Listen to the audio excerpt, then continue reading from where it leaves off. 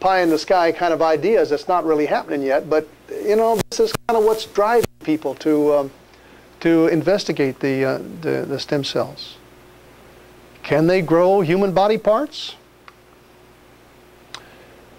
Well, the cells are injected into tissue as a cure-all to give, in essence, new life to diseased or dying tissue. It doesn't create a new person, but a new part of a person, and this, you know, it's valuable technology. But by harvesting embryonic stem cells, babies are not allowed to become babies anymore. They are terminated. I sometimes wonder if you could compare the harvesting of embryonic cells to the harvesting of organs of prisoners on death row. I mean, there's a lot of people that need a heart transplant, and there are people on death row. But is it ethical to go to death row and say, okay, all of you prisoners, we're going to take your hearts and give them to somebody else, and you're all going to die this way now as we take your heart or your other organs?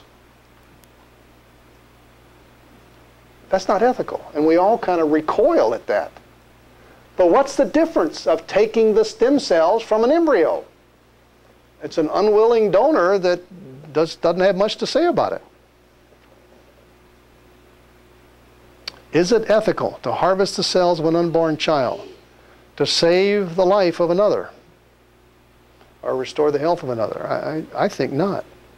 But with adult stem cells, there are all sorts of sources, you know, just all sorts of sources from, they can even use fat now, I saw, and just all kinds of sources that don't harm the adult at all.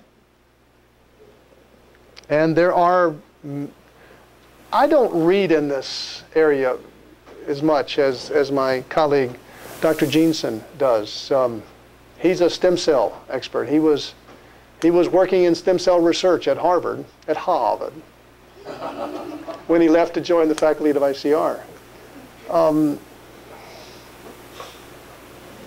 But there are all sorts of sources, and there's all sorts of good that has come from adult stem cell therapy. It's just, I've seen a lot of talk about the clinical applications. Well, let me raise the bar a little bit. I think I've got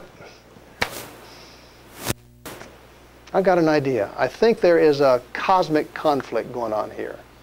I think the long war against God is playing itself out, and we're seeing it in the embryonic stem cell research. Satan versus the Creator. You remember the story, how that Satan was created as the #1 angel in God's hierarchy of angels. He was the most beautiful, the most powerful, the most, he was in charge. I mean, he had great power. But, the Bible says, he rebelled against God. And God tossed him out of heaven. And Satan then was tossed to earth, was banished from heaven to earth, and he gets here on earth in a rage against God. He hates God. God has thrown him out of his privileged position.